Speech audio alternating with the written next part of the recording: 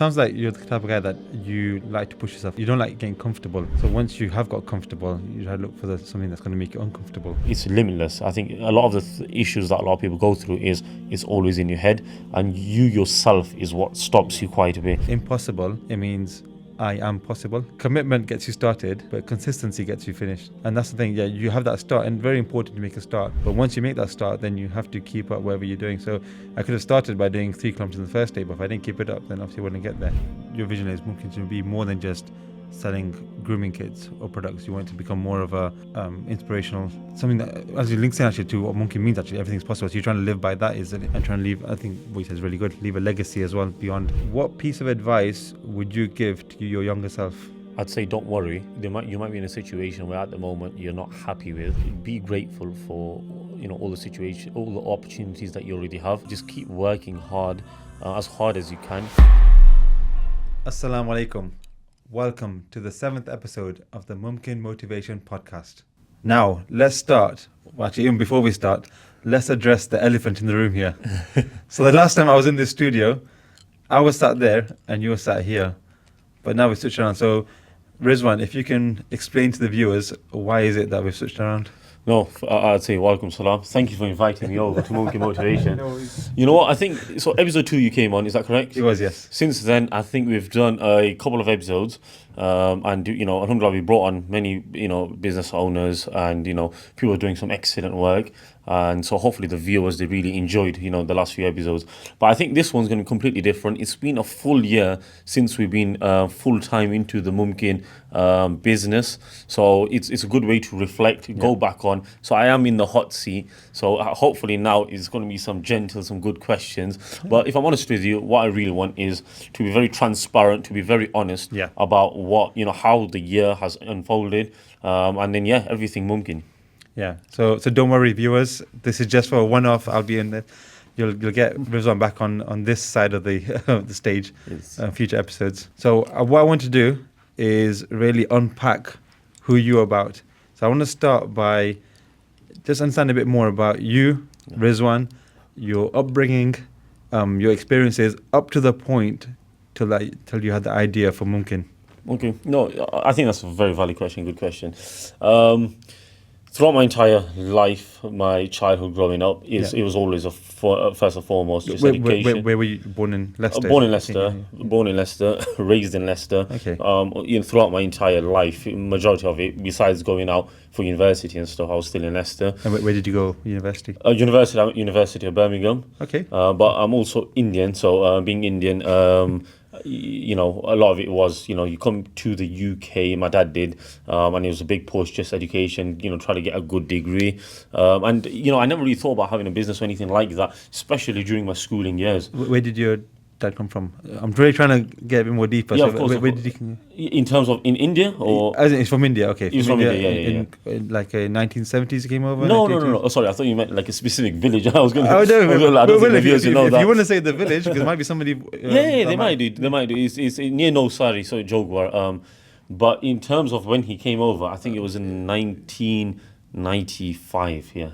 Okay, that's a bit later than some of the other kind of... way later, man, because he came, a bit over 30 years ago? Yeah. But then my mum, she was born in the UK.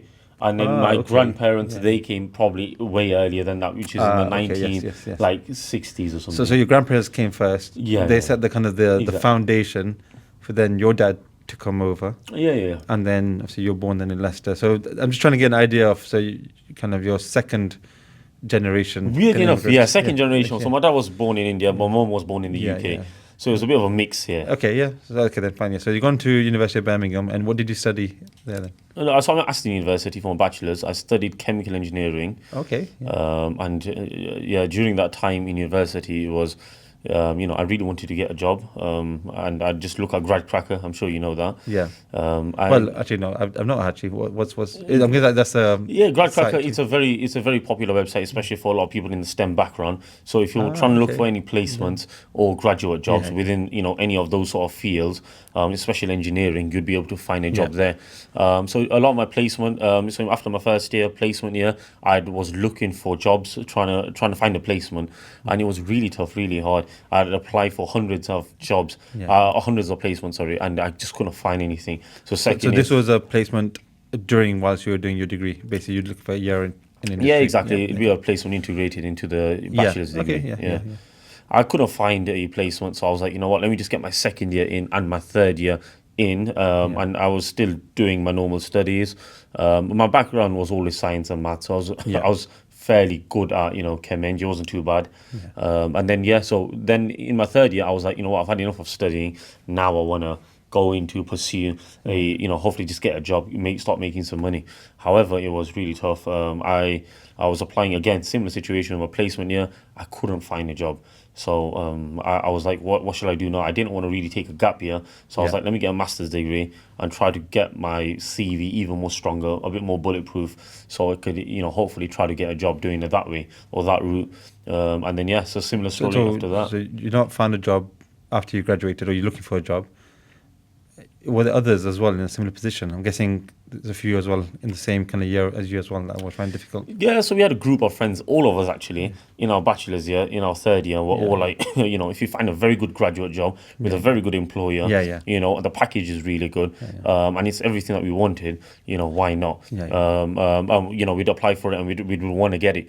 But a lot of us were in the same position, similar positions, a lot of us got good degrees, 2-1s, first. But this is where I'm surprised, because I did systems engineering. The jobs, there were a lot of jobs available.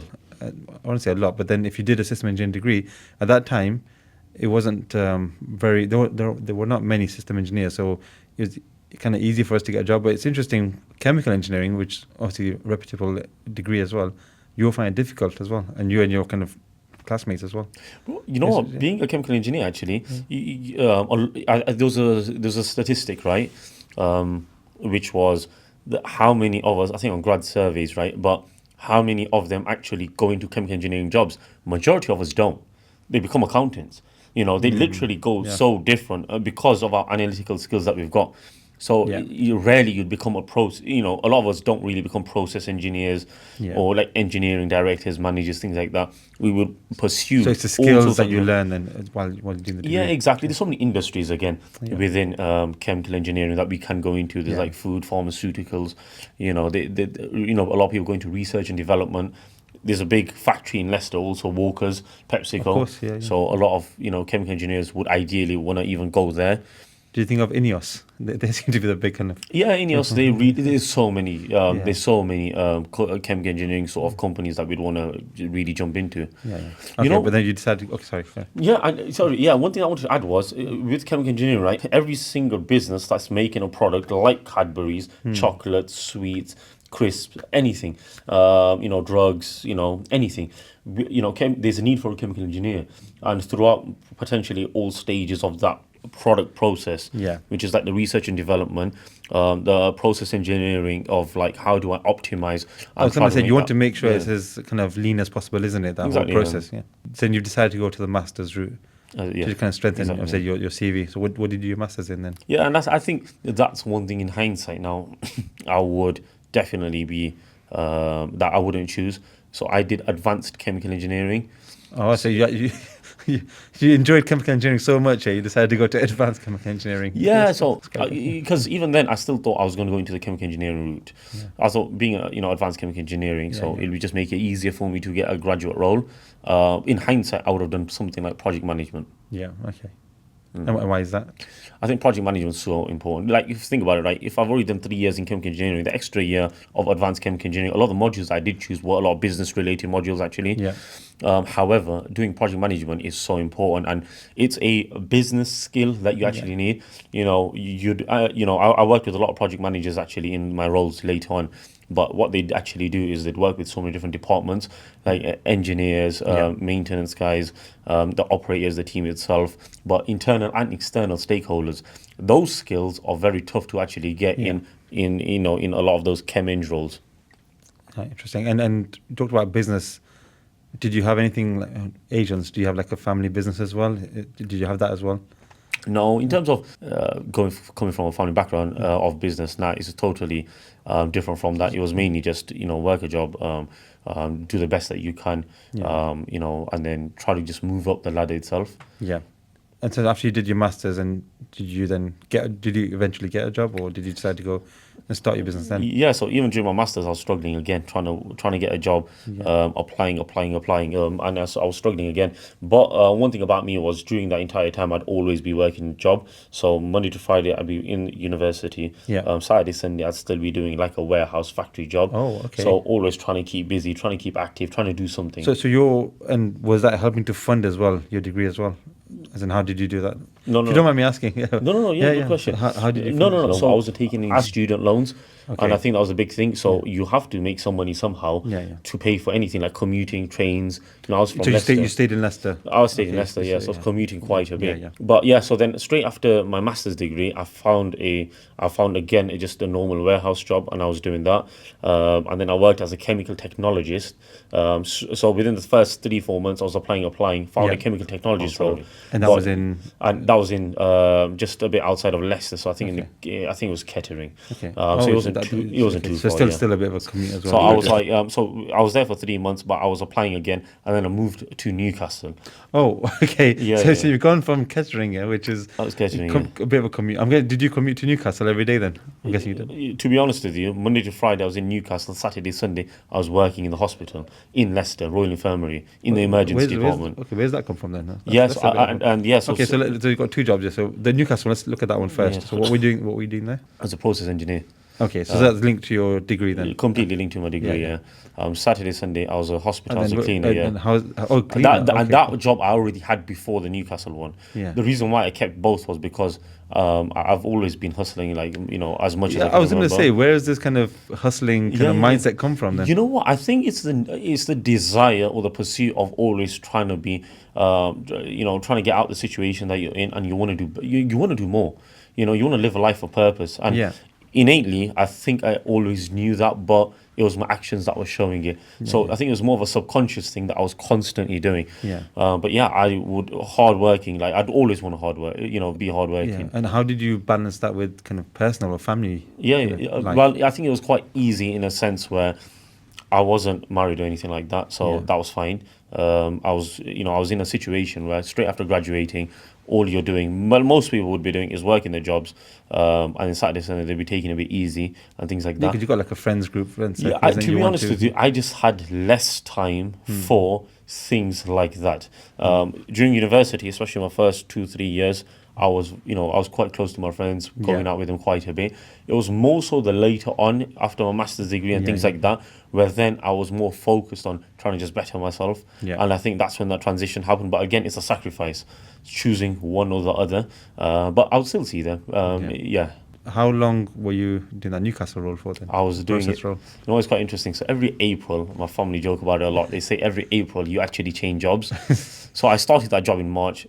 A full year later in April, I Is it to do with the financial year? You like to do one financial year? Yeah, I packed in straight away after that. 7-8 months in. What was it? Because you said the catering one, you did that because you're not enjoying it. You did that for 3-4 months. Or was that just to do something? Yeah, it didn't make any sense because, as I always said, that I always want to do more, do better. Yeah. So again, the money or the package that I was making, it was the package. Yeah. So then the Newcastle one, I'm guessing you were getting paid more for that I was one. getting £28,000 for it. So a bit more for that one. But then what was the reason why you wanted that? And for a young graduate, going from 20 to 28, it's a big difference. It's a big difference. But plus, I was getting certain money from working in the hospital. But I switched over because I was like, I'm a chemical engineer. I worked so hard for my degree. Yeah. And I couldn't find any local jobs in chemical engineering. So that's why I moved over. That was one Newcastle. of my questions I was going to ask as well. Is that you mentioned before some companies in Leicester? Did you not go back to look at those and like Walkers and them? And in terms of the landscape itself, it is so competitive at the moment.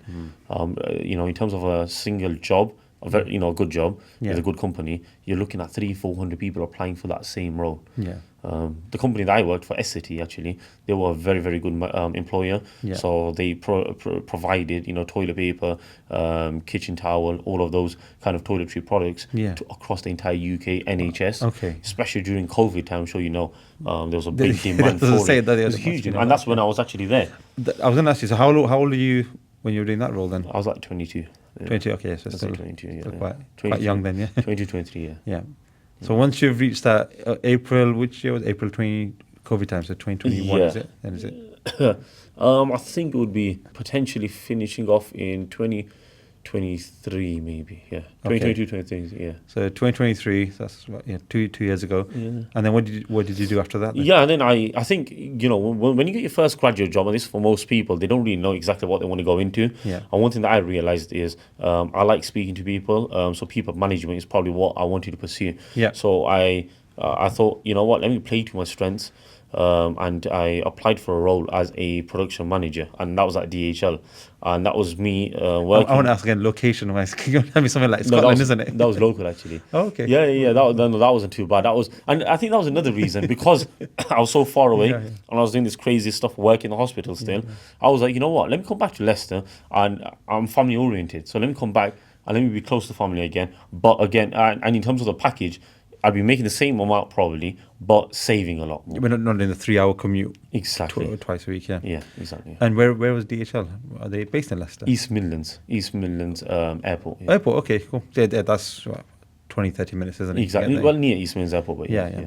Okay, so that's relatively close. And you said production role there. Yeah, I was a production manager there. So what I'd be doing is the line leaders would be sort of reporting into me. Yeah. There'd be a couple of line leaders and they'd be managing their own lines. Yeah. However, when I first came, it was co-packing. So a lot of the chocolates that you do get from like celebrations, they all need, the individual chocolate bars. Yeah. That is still wrapped up, but they all need to go into the celebration tubs.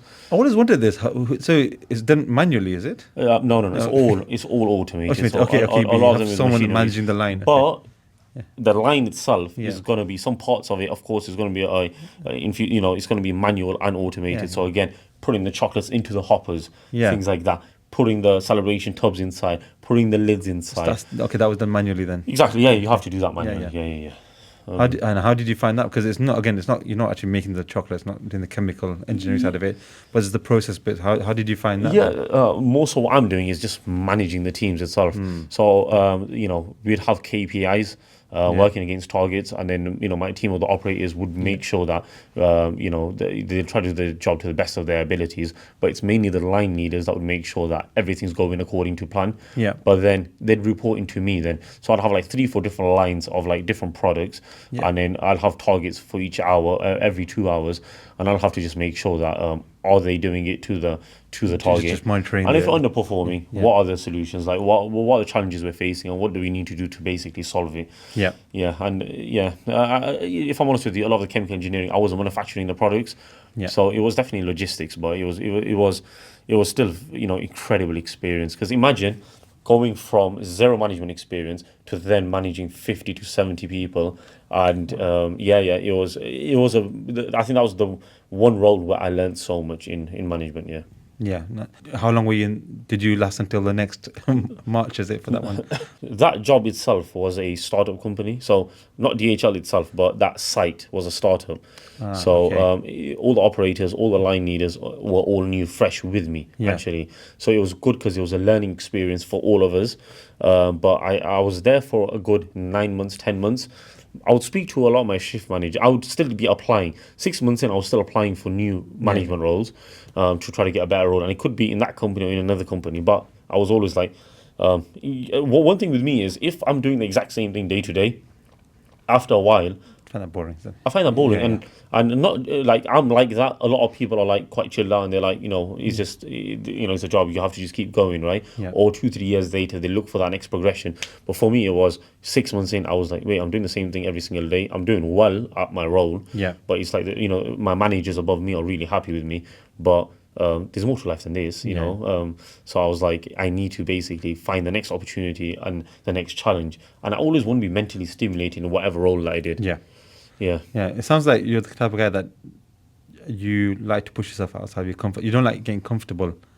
So once you have got comfortable, you try to look for something that's going to make you uncomfortable. Yeah, If exactly. that makes sense. Staying out your comfort zone, I think, is such an incredible thing that I think a lot of people do. need to The do. increase in salary was very minimal. You've got to really be passionate about the product, isn't it? Exactly. But I was not the type to complain where I'm like, oh, I'm in a situation and I'm not happy with the money. If I'm not happy with the money, well, there's only two ways about it. I can ask them, can I have more money? Exactly. Or the second thing is, let's find another job where you get paid a bit more, you're compensated for what you're doing. Exactly. Yeah. You want to feel, because obviously you're early in your career, You want to feel like you're learning and progressing and so on. And if you don't feel that, and which is probably what you felt as well, then you have to go somewhere where you're going to get that development that you're lacking or you're seeking.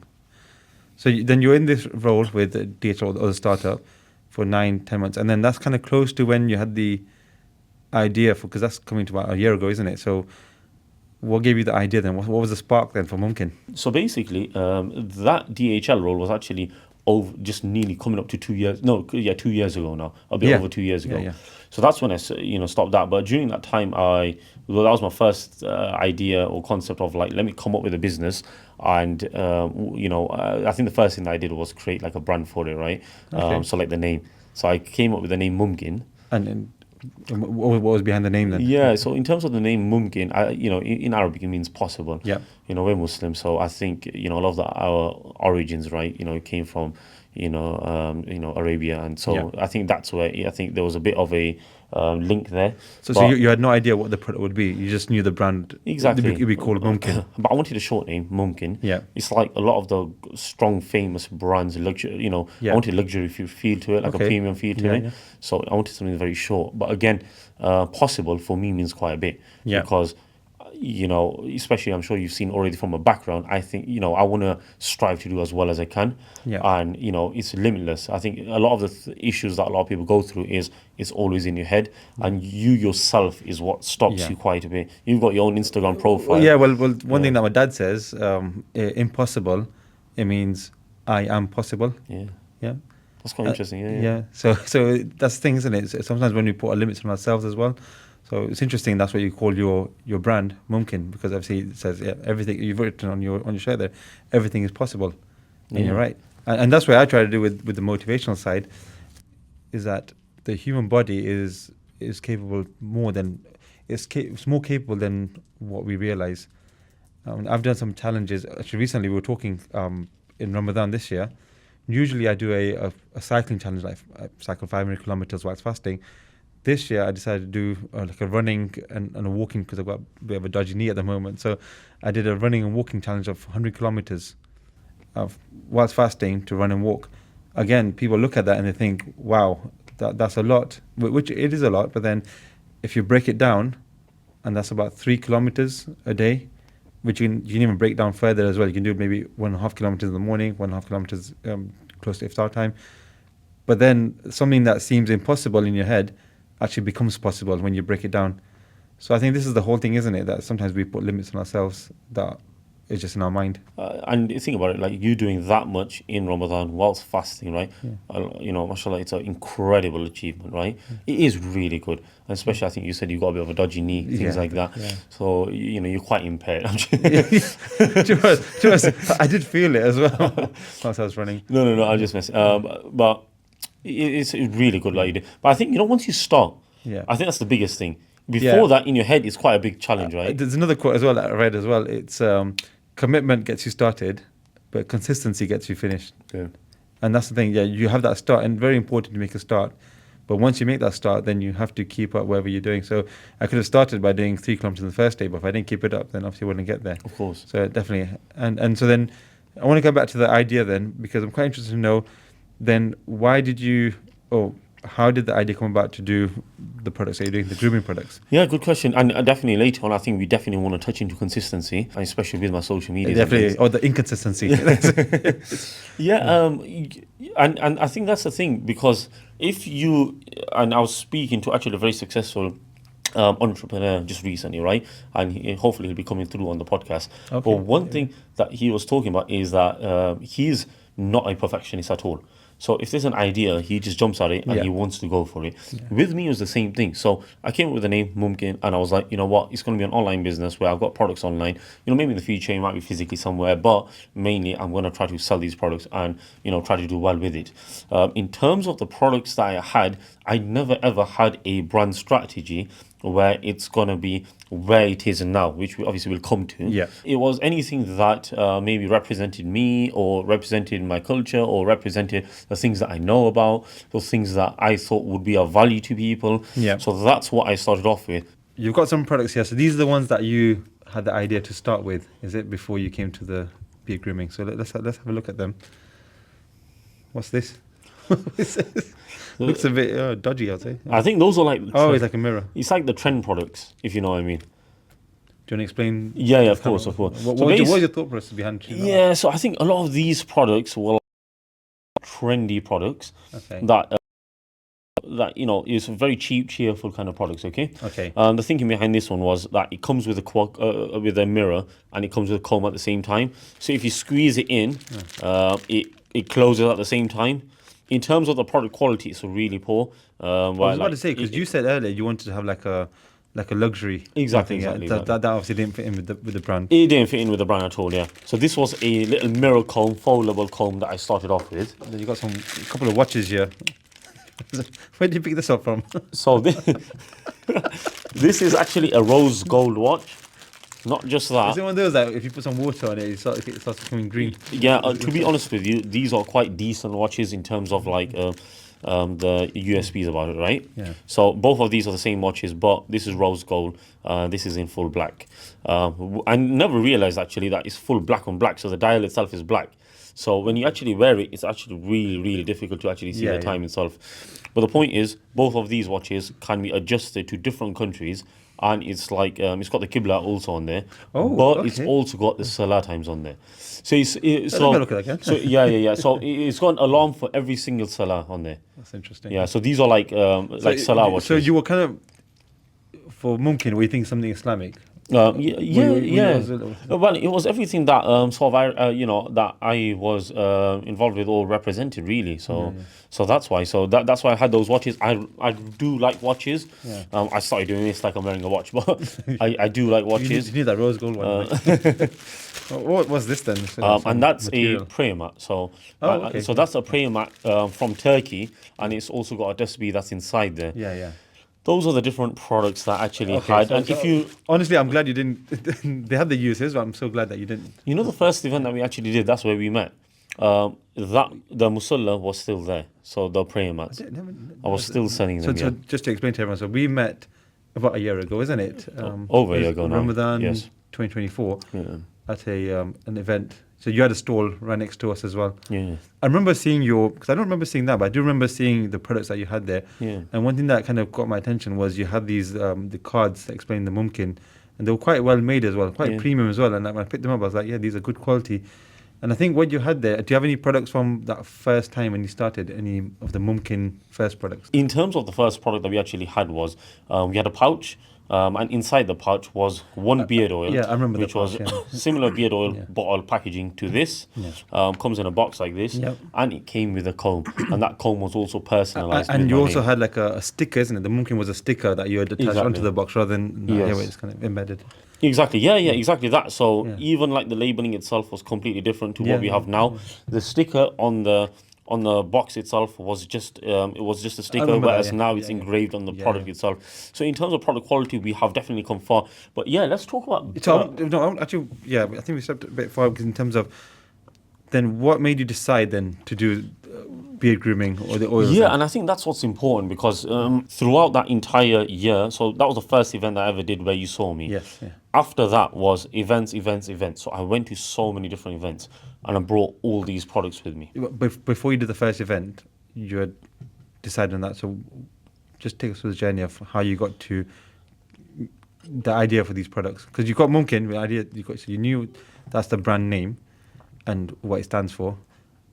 And then you went through a series of different trial and error products, but then how did you get to beard grooming, and then how did you even get these items? A fantastic question actually. Why did I start with beard grooming and why with beard oil products? I used to work in a factory and I used to wear a beard snood, and that beard snood would actually be really annoying where my beard's already naturally very curly, so when I wear that beard snood it actually curl my beard even more. So that was already a frustration I always had. It made me look messy, unruly, I just didn't like the appearance that I had. Us being Muslim, ideally we'd want to have a good beard. It's a sunnah to have a decent beard, right? Like a long beard. So I wanted to uphold that sunnah, but at the same time, if you're upholding a sunnah, the last thing that you want to do is where other people that are non-Muslim are looking at you and they're thinking that this person, he's got a big beard but he's not looking after his appearance. Then what's the point? So if you're upholding a sunnah, you want to do it in a beautiful way, a beautiful manner. And that's why I thought I've got a problem at the moment, and my problem is I've got this issue with this curly beard. Let me get a beard oil that actually works. That can make my beard soft. So were you using oils already beard because there's other products out there? Were you already using stuff out there, or you wanted just to do your own one? I was introduced to actually beard oils and a beard gift set actually when I got married. So my in-laws, so their side of the family, one of the family members, they gifted me a beard box because they knew that I had a beard, Okay, yeah. big beard. So then they thought, yeah, and how that's when I long- was how long first you- introduced to that. How long you been married for then? So 1.5 years, yeah. 1.5 years. Okay, so yeah, so it's pretty much that inspired you then, did it? To start to get your own then? No, Or and in terms of more okay. than inspired, I think it introduced me actually to the Introduced beard you, market yeah, itself, and I think that's what's more important. Okay, yeah. Because you don't know what you don't know, and that's the thing. yeah. So, and that's how I actually got into. And then I thought, let me get my first product out there. I was because of the way that I move, I was very quick on trying to just get the products out, Yeah, yeah. and that's why the product quality I think suffered at the start, which was in terms of the packaging. Yeah, it was yeah. just a sticker. But as I said, you don't have to be perfect, isn't it? And like you don't. said, the future guests you're going to have, You know, just have something that's kind of good enough. Because the area I work in, we work agile, which means that you get like an MVP, so minimum viable product. So you get something out there, you can get some feedback as well, rather than waiting until you have the. And I said this to my wife as well. Somebody just has to get something out there, you get some feedback, so you can kind of build, learn, improve with it as well. So I think that's what you've done, isn't it? You've kind of been a bit more kind of agile, and you've tried to get something out there. It's not perfect in terms of the packaging and so on, but obviously and did you make it yourself then? no. So it was in terms of the blends itself and the Yeah. ingredients itself. Yeah. I had more of a say of like I want these ingredients in there. Some ingredients are very important, Okay, so they were manufactured but elsewhere. I had a supplier that Okay, was actually making the ingredients because they've got a factory, Yeah, and it was okay, just yeah. way more leaner, just Yeah, getting yeah. it done in the professional, yeah. proper way. Yeah. One thing I wanted to just pick up on, one last thing from your past. How much has Islam, because you mentioned about if you follow the Sunnah, you want brothers to look good as well. How much has Islam played a part in your life growing up when you went through all the experiences and so on? Yeah, of course. I think being Muslim, you're very conscious of a lot of the decisions that you make, a lot of the actions that you do take. Yeah, Doing better, and then also thinking about where you fit into society in itself. Yeah. And also thinking about that we're not just one person. We're all interconnected, and we're all brothers in a certain way, even if you're across the globe, across the world. And always having that feeling, and that's why I think a lot of the things that I do within business now, and a lot of the dealings that I do, it's all related towards that. In terms of because you grew up, you say Leicester, but you're in Highfields, which is Leicester is Sharif as it is, but then that's the centre core, isn't it, of Leicester Sharif? Wherever you're growing up, even if you're not Muslim, your day-to-day interaction is with Muslims. If you live in Highfields. So I guess has that played a part as well in terms of your mindset, or the way you look at life as well? Yeah, you know what? Actually, you said that bang on because we had someone from outside of the family, and when I met him, he's from Glasgow, and he basically said that Leicester's known, and we actually call it Leicester Sharif. So Yes, exactly right. But yeah, I was in a very good community where everyone near me or around, there was masjids like at least 10, 15, 20 masjids just within the local area, within local community. Always my dad was praying Salah. So I was in a very good home of a home that, where everyone's praying Salah, if that makes sense. So everything you've done in your life, in terms of the roles you've done and coming to the Mumkin as well, has always been with the mindset or the background of kind of how you brought up with Islam first. Actually, I'll give you a real life example. Yeah. There was a graduate role that was if you're a chemical engineer, I said that you could go into so many different industries. Yep. So you could go into food, medicine, pharmaceuticals, right? So there was an agency that I applied with, and I said that, I'm looking for a role. I'm a chemical engineer. They said, all right, fine, we found you a very good role. The money was very good, actually. And it was more than what I made then, even after I didn't take that job. Yeah. But it was actually in brewery, so in distillation. Okay. So again, a lot of, alcohol and making it.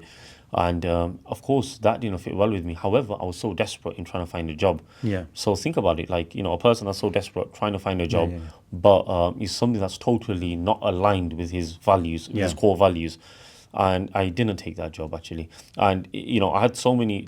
What period was this? Just after you finished your graduate, when you went for that 20K job, or is it after that? Yeah, it was straight away within that time, in that time Okay, period. yeah, Yeah. okay. So yeah, and imagine being in a situation where I'm not making that much money, Yeah. to then have this opportunity lined up, but it's not fitting in with my core values. Yeah. So again, being a Muslim, you do have a lot of decisions that you do need to make. Yeah. Sometimes in the moment itself, in the short term, it could feel like, oh no, there's a big opportunity I'm missing out. Easily, I could have said to myself, it could just be for a year, 2 years, get that experience, go out. However, I truly believe that if you, which is not just me, but Muslims in general will believe that if you again try to go into anything that's sinful and you're conscious about it and you do 100%, know it, you might think it's a return, but really, truly, in the long term or whatever, backfire on you immediately. So No, 100%, and credit to you as well for sticking to your values as well. And we spoke earlier about us as humans putting limits in our mind as well. I think we also sometimes do that as well when it comes to making decisions like this, that where we think that I have to do this, even though it goes against Islam, I have to go through this. But then when you stick to your values and you say no to an opportunity that you think is too good to turn down, Allah's the best of planners, and something else will open up for you as well that you couldn't have even imagined that would come. So and it, probably that's happened to you as well with Mumkin and so on, because if you'd gone into that role, then it wouldn't have, then you wouldn't have done the Newcastle role, then come to DHL and then gone through that journey to lead to Mumkin. You might have still been in that position. you know what? There was another example I can give actually. Yeah. It was I applied for a job. Yeah. And I found out later on that they were making a lot of the materials where it was going into the in the military. So a lot of the Air Force for America itself. So it was a very good opportunity in terms of like the learning and everything that I would have got from it. But even then, that especially where the countries are, the world's at the moment. And being Muslim, I think that was a very tough situation to be in. Yeah. So even again, that things like that, if it doesn't fit with you morally, I think, and it's very tough then, and it's not fair on the employer also. So it comes with both ways actually. You want to be honest with them, because in the interview, what they're really trying to get is, are you gonna basically, you've got these job descriptions, job duties, right?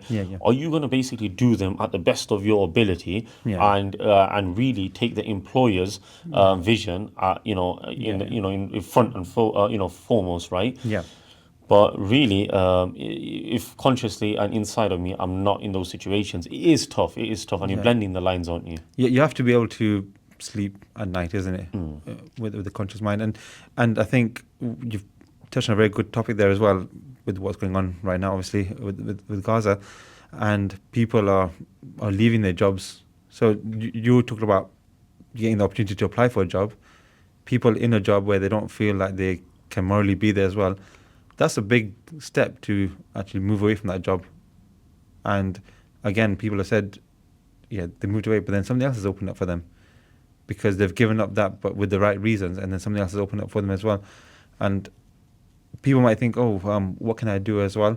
Obviously, we know about staying away from goods that come from that region. And I think what people can also do as well, something I've done as well, is sometimes look at who you're banking with, and trying to move away your funds from that as well, because even though you might not see it, but indirectly that's going towards funding things that obviously we don't agree with. So again, what I'm trying to say here is that what you made, the decisions are not easy, because you've got to balance in terms of what can give you kind of easy kind of win, but then again morally what's wrong as well. So no, credit to you as well for making those choices. I appreciate it. And then so I think we were talking about DHL, finished DHL. And then where did we get to? What I did the next step, right? Yeah. Because I think that was still before I. So you were still working. Exactly, yeah.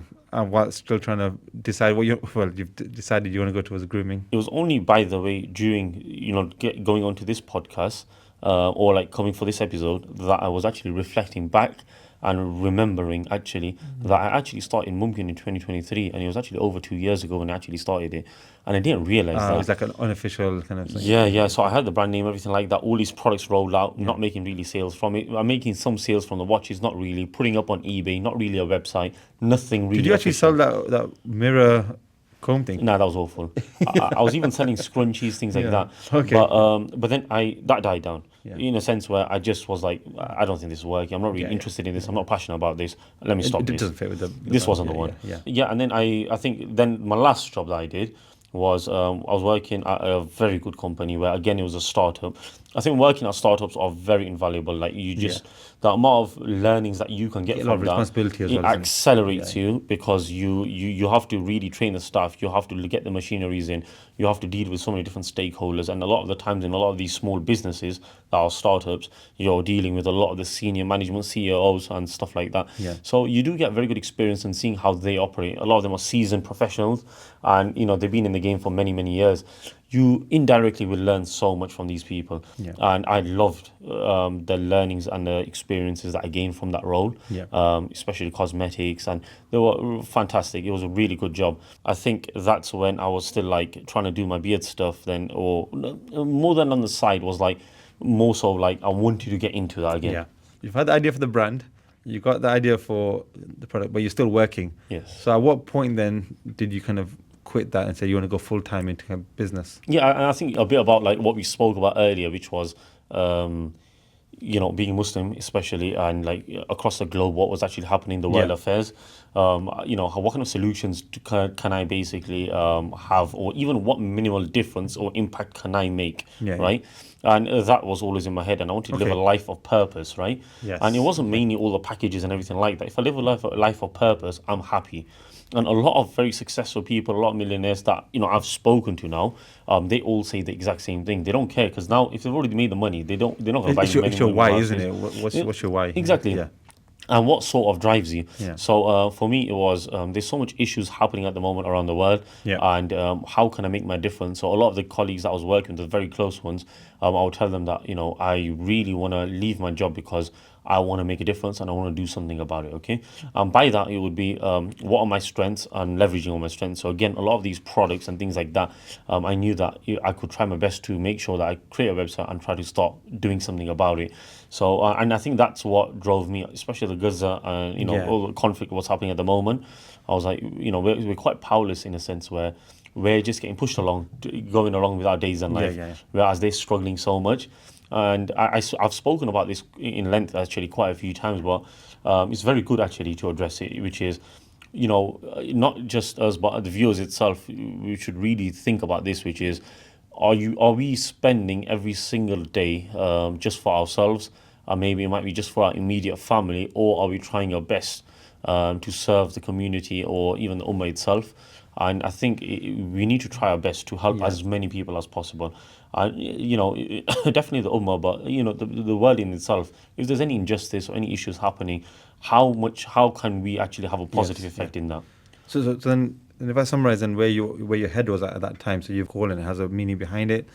You've got a product where you'll bring some kind of a practical, but like compared to the other ideas, you found something that's going to help Muslim brothers maintain the sunnah, but also look good as well at the same time.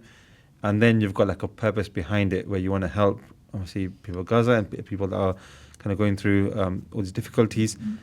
So then, how did you do that then? How would you going to practically do that then? My way of making the impact was the 20% of profits going to charity. Okay, right? yeah. Obviously, it's always quite interesting what people choose to give the percentage off. Of course, of course.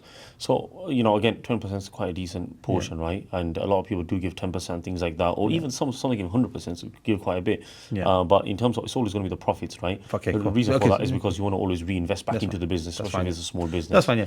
So 20% is still, 5%, anything is commendable. So you've decided you're going to give 20% of whatever you make as profit to charity to help. Okay, that's really good. Yeah. And you decided straight off the bat. you're gonna Yeah, do straight that. off the bat, Yeah. and we have to make a difference. Yeah, What's yeah. the point of going Yeah, to yeah. like these a lot of these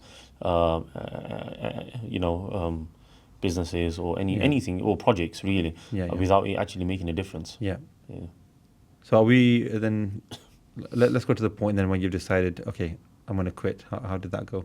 And I think one of the other reason is that if anyone's doing a job right and you're not being mentally stimulated and you're in your comfort zone and you're comfortable, you have to really ask yourself that if I keep going in the next 2-3 years, where am I going to be? What position am I going to be? Because you have to think about it. Your experiences on your CV especially is going to stay exactly the same because you're doing the same thing, right? So if you've done that same role for 1 year, 2 years, or 3 years, or 5 years, of course, if you've done it for 5 years, they'll say you're a bit more experienced in that, but really you've just done the same day-to-day thing. Yeah. So, how much, what else are you doing? And, you can ask your employers, and a lot of employers will be potentially fine with, especially the big employers. One thing is professional qualifications. I'm sure you've done quite a few, but there's so many professional qualifications that you can ask for, and it really will help you. It's not, it'll help the employers also because you're gaining new skills, new knowledge. But really, if you do want to progress, in the different careers within that same company, or if you want to go to another company, it'll really help you because it shows that you actually want to do more than just the job itself. So throughout the entire year, I was asking that I wanted to get a professional qualification.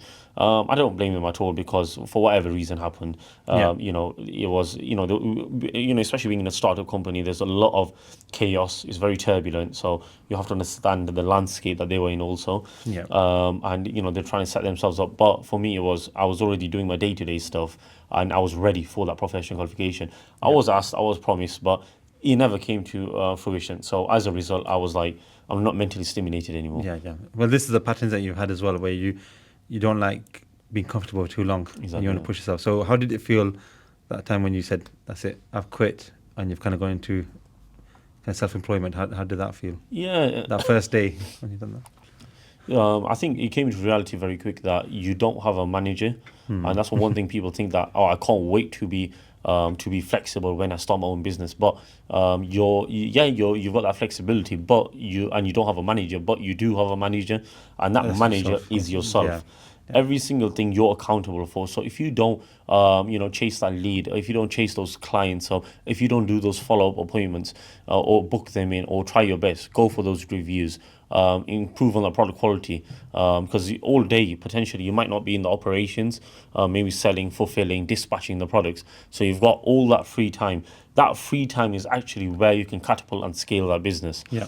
So you've decided that, okay, so you've come to realization that no one's there to push you but yourself, and then you've sourced your suppliers, you got your products, and now it's about launching it to the world. How did you do that? Are we okay to go to that now? Yeah, perfect. Cool. Basically, I think I really like this question because again, these products I started off with, I didn't know what I wanted to do. It looked like it, yeah. Yeah. And when I did my first event, that was my first event, and I was thinking, if it's just in my house, in my room. So this is the one that we met in Yeah, Leicester, exactly. Okay, yeah. And I'm not Yeah, getting any yeah. traffic. How can I, get my products out there? Yeah. So I thought, let me do an event, and that was the event that we met at. Platinum Suite, But yeah. when you have an event, they'll give you a date, right? Like on this date is going to be the event. So it allows you to do that preparation beforehand. Which, if you think about it, a lot of our background is going to be in schooling, where you've had an exam, you've got a coursework, and you've got a deadline for it. A lot of us work very good towards deadlines and under pressure. So I'll have these events, and especially the first event, and I thought, you know what, I've got the beard oil products, I've got maybe the musallas or the prayer mats, but I need some more products. So what shall I do? So I thought, let me come up with some clothing. So Okay. I came up with a few, just literally just this piece of clothing, and also a white color, so a black color t-shirt and a white color t-shirt. But I also had the Palestine logo on it here, which is Free Palestine. That was my way of showing that awareness and trying to. That was my only intention, which is I've got my brand, which is Mumkin, and what we care about is trying to make sure that anywhere where there's injustice happening, try to build that awareness. So that's where I came up with the And t-shirts. how did that event go then? The event in itself was good because it allowed me to interact with customers, Yeah. speak to customers. They can see my products. That was a good event because I don't think a lot of people were doing beard oils. There was some, but a lot of I think stores back, weren't I doing don't it. remember seeing Yeah, any other stores doing it. there yeah. was one or two that was doing it. I think if you're doing it yourself, you'd see other people doing true, it, yeah. and you're a bit more conscious of it. Yeah. But but I wasn't just a beard oil store. I was a variety store. So if you do come to me, think about it, right? It's a perception. If a customer comes to you and they see so many different products of different categories, they don't know what you're the expert on or what you're the specialist in. And I did many stalls after that. That's the next question: is did you? What was the next steps after that? How did you grow the business? So was it stalls that you started doing, or was any other kind of sales channels that you used? Yeah, so the main way that I was doing it was I thought I have to go to all these stores. So I went to London Excel, I went to Sheffield, the big park there for the the Sheffield Eid Festival. Well, it's not a surprise to me because in your previous jobs that you're doing, you were traveling a lot, so it's not surprising So that you honestly, wanted to travel to Leicester. I went to so many different cities. all Birmingham, all over Birmingham, Yeah. Coventry. I went into a shopping centre in Coventry, Oh, so I okay. had my own stall there Yeah. also. I had my own store in London shopping centre, so in Westfield. So Yeah, yeah. honestly, in a very short amount of time, within 6 months, I went to over 17, 18 Yeah. exhibitions. Basically, I've done NEC National Yeah, yeah. Exhibition Centre in Birmingham. I was everywhere. I'm gonna ask you a personal question with this, because you've just been newly married as well. How did that work as well with your wife? Was she coming with you for these things, or Yeah, how did good you manage question. that Good as well? question. And if you're, and it's especially being married, you've got a family, you need a very good support system. Yeah. And that's one thing which is critical. Like, there's no chance that if you're in the house and you've got all these dreams or these projects that you want to work on, and you want to do it, but then the person that you're with is not aligned with it at all. Yeah. And it has to be a very good, like, where everyone's on the same page. Yeah, yeah. Of course, everyone's going to have, as a family, you're going to have a vision and a direction which you have to, it's an obligation which you need to respect, Yeah. and you have to fulfill. But at the same time, you yourself are your own person also, and you've got a lot of these passions and things like that you want to solve. But again, it's choosing the right partner, someone that will also be involved in the projects that you want to do. Yeah. And it doesn't, and they don't stop you, because one of the things that I've learned a lot, the last thing that you want to do is when you're 70, 80, 90, is that you say, I wasn't able to work on these look projects, back at life of regrets, isn't it? exactly, Yeah. and blame someone else, which it could be your family partner, or it could be your parents, or Yeah. someone like that, and say, because of them I was unable to do something. You should be accountable for your own decisions. Yeah. So when you're doing these stalls, you had a support system. You said your wife, and I think that's really important, because you touched on earlier about when you kind of become self-employed, you haven't got a manager, but the same, you're your own manager. But again, that can also become quite lonely as well, where you're kind of doing everything. You can tend to do everything by yourself, take it all on by yourself. So, see, maybe you want to touch on a bit more about kind of the support system that you had around you as well to help you. Yeah, so especially doing a lot of the events, it wasn't just my wife, it was my mom also, fantastic Okay. support Yeah, system. So I think everyone around me were very, very happy, and were pushing on to wanting me to do exactly what I'm That's very doing, important. which is Mumkin and like the beard stuff. Yeah. For them, of course, it was very new. And it was completely new. Imagine like trying to do Because you something mentioned like before this. you didn't really like family business Yeah, as well, exactly. so it's a kind of new But skill but in set. terms of like, for especially my mum, she is like a she whatever, especially like the kids like me and my brother want to get into, she would always be the first hands-on, wanting to see Brilliant. like, Yeah. what can I do to really just help out and do whatever I can do. Yeah. My wife exactly the same. Especially going to these events, as you can imagine like you're there for an entire day, or it could be a weekend, traveling there. It could be Yeah. London, it could be Manchester. It's an experience at the end of the day.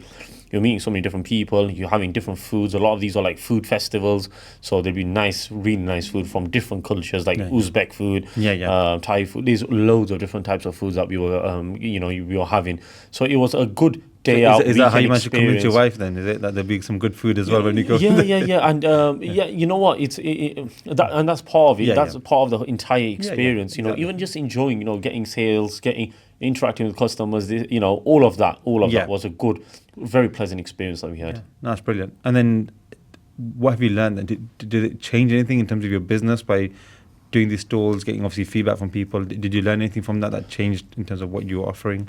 It definitely changed. Throughout that time, I was very big on trying to make sure that that no matter whatever product I start with, let me improve the quality. Yeah. I slowly stopped doing the prayer mats, because I started realizing I'm not passionate about trying to sell them. I stopped being passionate about the t-shirts, the clothing, because I was like, that's not what I want to get into. And then I really found out that a lot of the customers that were coming to me, they really wanted the beard oil, and there was a big need for it. There was a big demand for it. Yeah. Throughout all the events, I started realizing that the beard oil was selling quite a bit. I was getting new batches, Yeah. and I was improving the quality at the same time. Then I introduced a gift box, which is so that beard gift box. Oh, so that's the one Yeah, that's the the one. Okay, that's the okay, one yeah, there. Yeah, got you. so it comes with a beard comb, beard wash, beard balm, and a Yeah. beard oil. Okay. And that was a very very hot seller. So honestly, everyone loved to give the gifts to their significant other It's like for when Eid. you had a gift given to you by your in-laws as well. So Exactly, yeah, yeah, exactly. And I think again, but probably I was influenced by that too and inspired yeah, by that. But so many people love that. And yeah, then I yeah. came up with like, and then I was thinking, what other challenges do people have? I've got a big beard. Do other people, have small beards, patchy beards? What are Yeah. their solutions? So I came up with the beard growth oil. So you become like a bit of an expert then, have you? On that. Being an expert in something is when all you do is potentially just that thing. Yeah. So if you go to Rolex, of course you can say, it's a nice design and stuff, but and it's a nice designer brand. But really, when you go in there, you know for a fact that you're going to get a very high quality watch, right? Yeah. Just not Rolex. A lot of the timepieces of like a lot of the high end watch brands, right? Yeah. If they had clothing with it, straight away, or if they had in their shops and stuff, then you get a bit confused. It's mixed signals that you Exactly. get Yeah, from yeah. it. So, and that's one thing that I was getting because there was a lot of other stores that were just doing beard stuff, maybe, and a lot of them would just come to that and they'd know this guy, he's just does beard.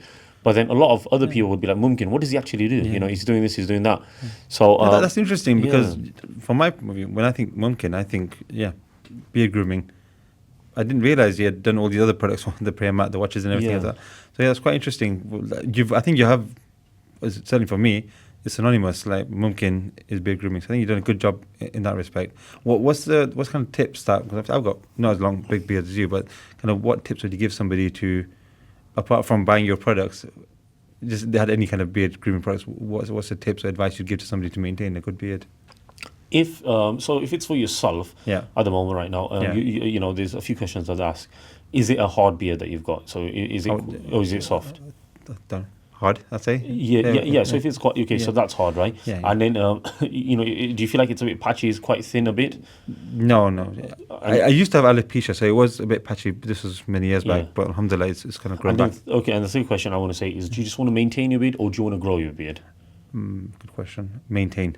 Yeah, if you want to maintain your beard, then the only thing I would say is, one of the issues that you have then at the moment is you've got a bit of a hard beard. Yeah. I wouldn't say that you need a comb or anything like that, really. Yeah. All you would need is a beard oil and literally just apply that. The reason for that is But because... was that before? No, so after shower or something. Yeah, exactly. Okay. So after shower is very good Yeah. because you get water on your beard, so your beard's already going to be naturally soft. Yeah. Applying oil onto it is going to be quite good. Then, of course, you're going to dry it and then apply the beard oil on there. And just make sure you get it, but just not on the beard hair itself. Get it on the roots. Yeah. Because people don't realize this. You want besides having a very good beard, you want a very good beard health. And beard health actually starts from the roots. Yeah. I think one of the concerns that people might have is when you put oil on your beard, then it can sometimes drip down onto your clothing or something, leave a stain. So how or what's your tip to make sure that doesn't happen? Yeah, I get this a lot of times where the main factor that drives this is your beard length. So the amount of volume of oil that you want to put on to the length of your beard. So it definitely has to be relative and it's proportional to that. Okay. So So don't drown yourself in oil if you've got a small So beard. you want to test and trial it. I'd say stop, especially with your beard. Yeah. Get just like 2-3 drops in, and then just get that massaged into your beard. If you still feel like it's still quite hard, get a bit more in. Yeah. It's just a case where keep upping the volume until you feel like I've submerged it into my beard hair, but also the skin itself. So the roots, but you feel like it's not in excess. That's it. Okay. Oh, mashallah, your beard's looking very good. Let's just look at it. Mashallah, it's very well Yeah, maintained. I've had a lot of issues with my beard. Okay. Even throughout selling beard oil, I was still struggling with my beard. Yeah. And that's one thing a lot of people don't know. Many people that have a beard that's curly and they just want to make sure that make it look natural but still slightly straight, to make it tidy is still very difficult. So what I need is not just a beard oil, I need a hold. So something that's thick in consistency.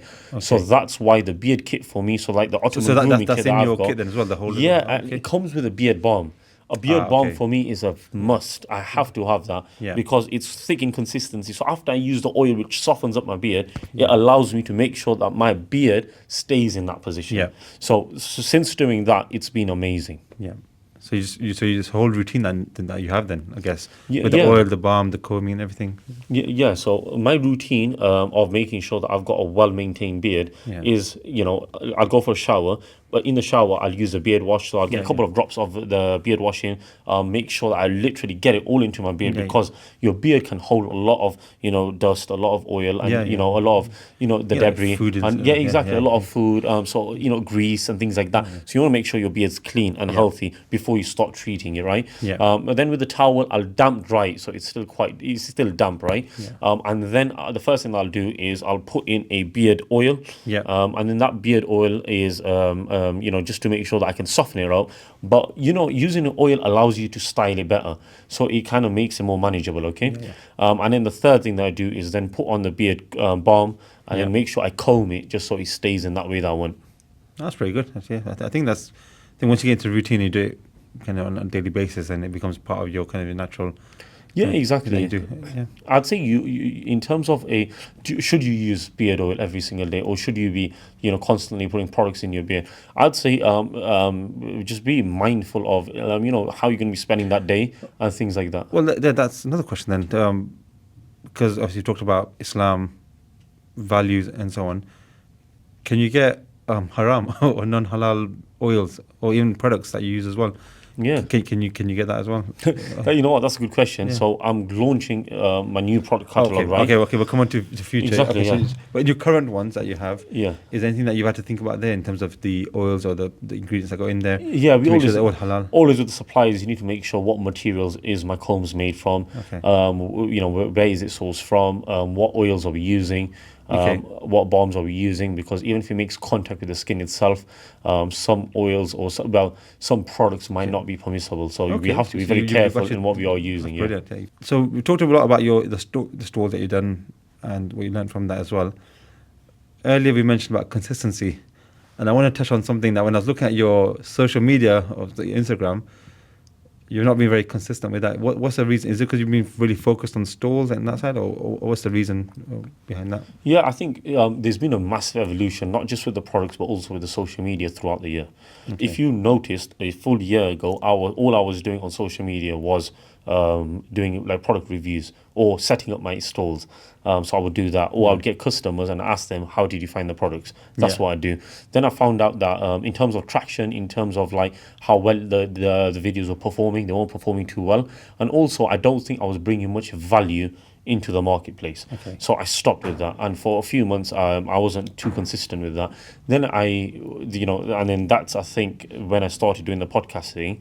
But before, obviously, the reasons of why I get into that, so I started doing podcasting, and then the short clips from that I was throwing in there. Okay, yeah. Yeah. So I've seen them as well. Yeah. How you find it then? So you started the podcast. Was that the reason why you started the podcast, to help with the social media, or what was the reason? Yeah, so- Because this was Yeah, 6, so 7 months exactly. ago. So it was in October time, Yeah. and of course, I still didn't answer the consistency bit. I do know that, but yeah. So why I started the podcast was, I think I'm sure you already know what drives me. What's your why? And it was, trying to, give the charity. Let's give some money, but.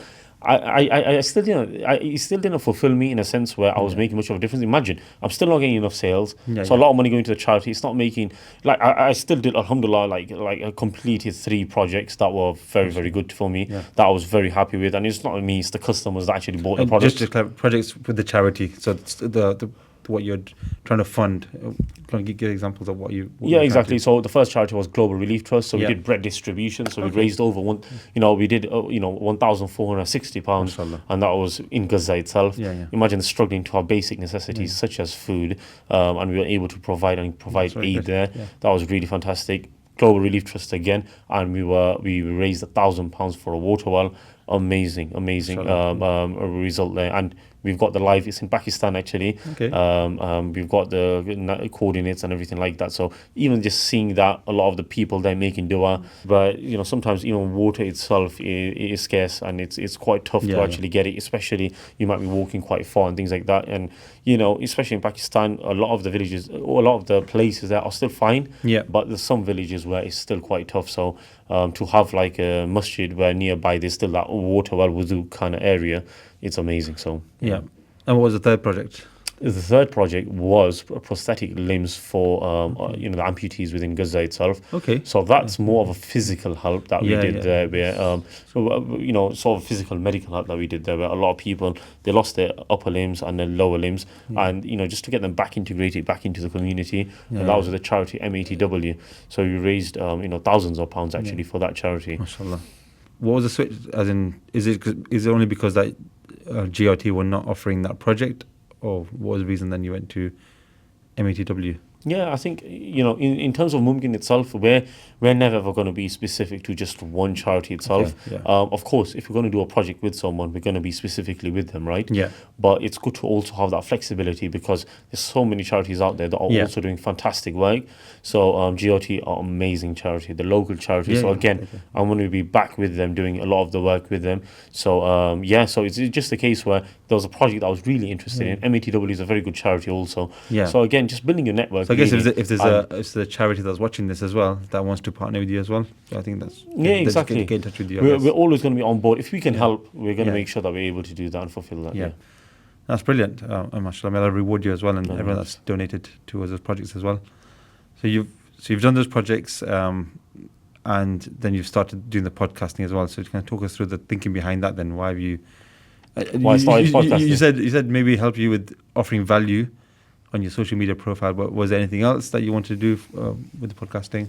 If you give money, and that's to the people that are really in need, right?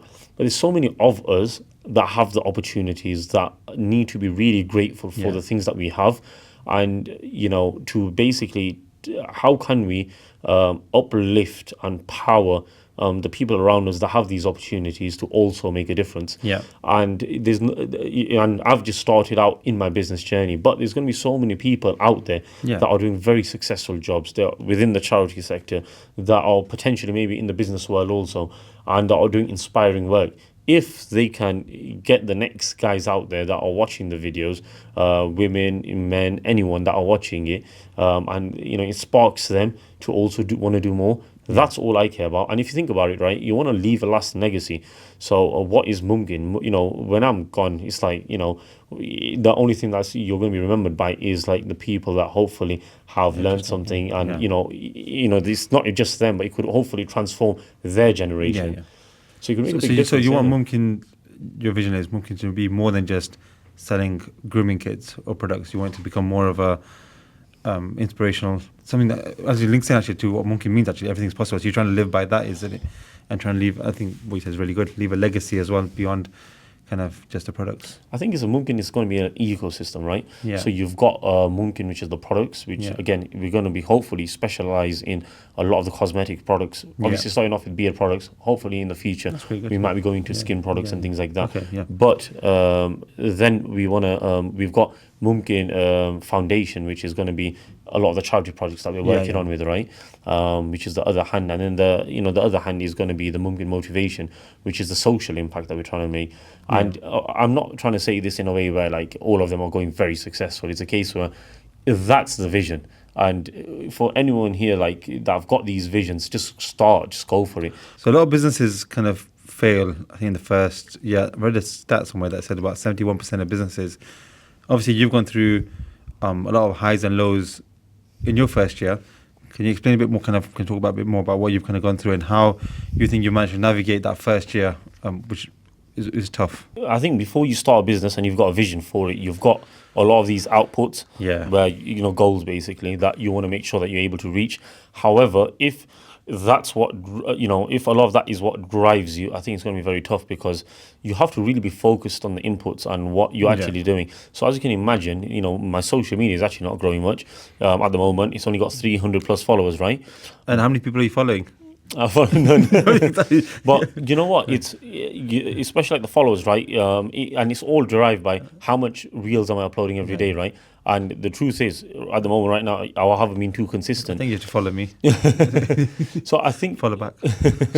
You know what? I think it's unfair to when a lot of us be like, oh, my business is not picking up. How come not? But then when you actually analyze it and be like, are you actually putting in the work for whatever KPI that you're looking for that to succeed? And you mentioned KPIs. I was going to ask a question around your previous jobs and your previous before you started Mumkin, have you found those have helped you in this with Mumkin? Have you brought anything from that? Any lessons learned from that you transferred those skills?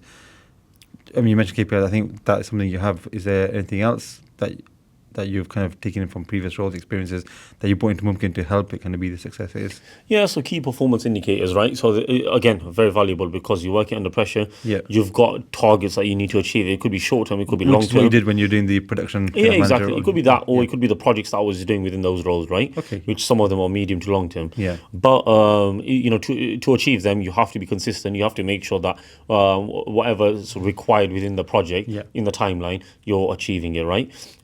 So that's one thing. But then the second thing is you've got a lot of stakeholders, Yeah. and again, in the job, it's going to be your internal stakeholders. So it could be your managers, it could be the people that are reporting into you, Yeah. or it could be external stakeholders. But similarly, in a business, you've got the same situations, but it's up to you to then be out there. If you're in your own house and you're thinking that everything's going to come to you, there's no chance. You have to literally be out there, and you have to ask people for advice, mentorship. You have to ask people for support, Yeah. and you have to. And a lot of people have the knowledge and experiences, or they're 5 years ahead of where you are or where you want to be. Yeah. So you have to really be trying to make sure that you're able to ask for that support. In a job, is exactly the same way. Where if you're stuck on something, you've got your mentors there, or you've got your managers there, and you have to go to them to ask them for support. Is that also links into networking then, is it? And networking is so important, yeah. Especially when I do these podcasts. So people such as yourself, there's so many other guests that we've had on here. I've learned so much from, and a lot of the questions I asked you, it's again for the viewers, but it's also for myself. Yeah. And what about this? I think with the studio as well. Was that through some? I think you mentioned to me it was actually. I'm asking a question, but I know the answer. It was actually, you said you did an event, isn't it? That you. Yeah, and okay, you know what? That's a good example that we can bring up. So when we're doing events, we're trying to speak to so many different people and see what their background is all about. And that's why I said that my background, my strength is actually people management, or like just working with people, speaking to people, and just being curious in general. So a lot of the customers that would come to me or that would just come by me, we'd have a lot of business to business relationships also. So again, a lot of the studio itself here, Starlight Studios, based in Birmingham. Shout out to them, Yeah, shout out to them. And they just came to me and said that I want to do some photography for you, and within the day they basically sent it to me for completely free of charge. Yeah. And when you think about it, like, you will find so many of these sort of situations where there's so many people that want to give you their hand, they want to give you the help and support, and it helps them, but it also helps you. And you need to make sure that if there's other people in those situations where you can help them, give them your help. That's a win-win, Exactly, isn't it? yeah. So you talk about kind of KPIs, targets, obviously networking, stakeholders. Maybe I'm going to push you for a third one. A third thing that maybe you had from your that you had experience or gained a knowledge from your previous roles that you brought into what you're doing in Mumkin. Yeah, I think one thing was the main important thing, which I definitely have, is working 7 days a week. I think I brought that along with me.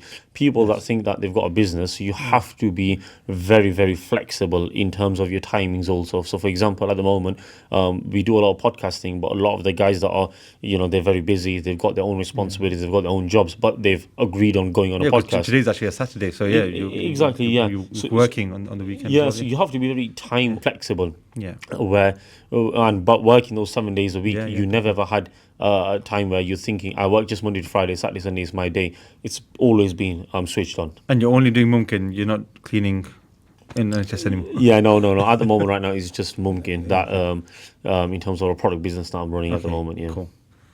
All right. I think we've covered a lot in terms of how the last year then, from when you had the idea then to where we are now. Before we go on to then what's the future of Mumkin. All right. Question number 1. Who would win in a fight between 100 men and one gorilla? I'll be honest with you. I think, depending on who the 100 men are, if they're average men, it's definitely going to be the gorilla. There's no chance. Which men, which type of 100 men would then win? Oh, I think, I feel like potentially UFC fighters that are very wrestling oriented, I think they will definitely win. Okay, I thought you were going to say the men that have big beards and use your grooming products. Yeah. All right. The next question is, if you were to gift a grooming box to a celebrity anywhere in the world? Hamzat Chimaev. So I'd say him because from UFC fighter, he's doing fantastic at the moment. Okay. But He's also got a very good beard, but also seeing your product whilst it's a very masculine product, right? Having a big beard, but having it at the stage and they're being used. I think that would be fantastic. Yeah. So get in touch with them. Or if somebody that's watching knows UFC fighter, then try to put a word in, and we can get I'm sure you can get a groom box to them as well. Let's do it. Yeah. All right. Question number 3 is one fact about you that not many people know. I've got another business that I do actually. That's Okay. Yeah. That's that keeps me very, very busy actually, and it's in operations. How are you doing that? You 7 days Mumkin, and then you've got a whole other business as well. Yeah. I think one thing is you have to understand is when you got businesses, or you got a business that you actually want to start up and make it good, or get it ready, or it's just in its infancy. You have to pump a lot of money into it, and it's not cheap. A lot of these events cost thousands of pounds and things like that. Yeah. So you do need to you need a way of basically supplying and providing for that, right? Especially if you're bootstrapping and you're yourself. So that's one thing. Yeah. Okay. So question number 4. What piece of advice would you give to your younger self? I'd say don't worry. There's gonna be you might be in a situation where at the moment you're not happy with, but just be grateful for all the opportunities that you already have. So just keep working hard, as hard as you can. Make sure you're a very balanced individual, and make sure you're not very aggressive in just hustle culture. I think work is definitely a very important priority, but also the deen itself, spiritually, trying to make sure you're balanced all around, but also including your health. So be very balanced in everything that you're doing. Never say no to any opportunities. And then just make sure that you're very aggressive in the inputs that you're doing. Yeah, that's some very good advice there. Last question. Don't be nervous. Don't worry. These questions are all right. The last question is, what's the biggest highlight you say so far in your Mumkin journey? Apart from obviously meeting me, but yeah. In terms of the biggest highlights, I'd say actually having your products going all over the country. I'll still say not all around the world, but all around the country. But that same product then making an impact around the world. Okay. Having that combination of both of that, it's amazing. You say that, so the charity aspect. So people using your product, something that you've kind of imagined them using it, and then how that's then manifests itself into actually helping people, like in terms of the water well. Yeah, exactly. That's really good. All right, you'll be glad to know that's the end of the quickfire questions. Let's move on to the next bit, which is future of Mumkin. You touched on a little bit, and I stopped you when you were talking about the products and the evolution of them. And obviously you talked about how you want to make Mumkin more of like a group. Yeah. So talk to us a bit more about how you see the future of Mumkin. Yeah, in Mumkin itself, I want to make sure that in terms of beard products itself, beard grooming products, we've got the solutions for all people at whatever stages you are in with your beard. Right now, we're going to be developing again new products. So, people that at the moment that have got struggling with the beard, they've got patchy beards. We've got a beard growth kit that's going to be coming out. That comes with a beard growth oil, but also a derma roller, titanium, matte finish. That's quite good. We're also coming up with... What's the kind of the 0.5, yeah. 0.5, okay. So that's actually going to go quite... Exactly, yeah. And the main thing is it's going to solve that challenge of people that are struggling to grow their beard. So that should hopefully be coming out in late June, okay? That'd be really good. Yeah. The second thing is we're coming out with an even bigger kit now, which has come with a beard shampoo now. So we had a beard wash, which is quite small, but now we've got 250 mils, whereas the first one was only 60 mils. So it's really bigger. Well, a beard conditioner. Better then, is it? Yeah, and a beard conditioner, because that's one thing that I was missing out. For the people with big beards, they would really want a beard conditioner. Yeah. A bigger beard balm now, it's double in size, and a beard oil. But one thing a lot of people were asking me was a beard brush. So so we've also got that in our kit. Okay. And these brushes normally, like, they're made out of, is it boar, is it? So yeah. Have you thought about that in terms of making them? Yes, in terms of the material of our beard brush, when I was trying to find a supplier, I found out that a lot of the beard brushes were haram. And how could that make any sense? Yeah. The material for the bristles were actually wild pigs or boar. So again, being in wet with oil and stuff like that, it's going to be impermissible for us to use.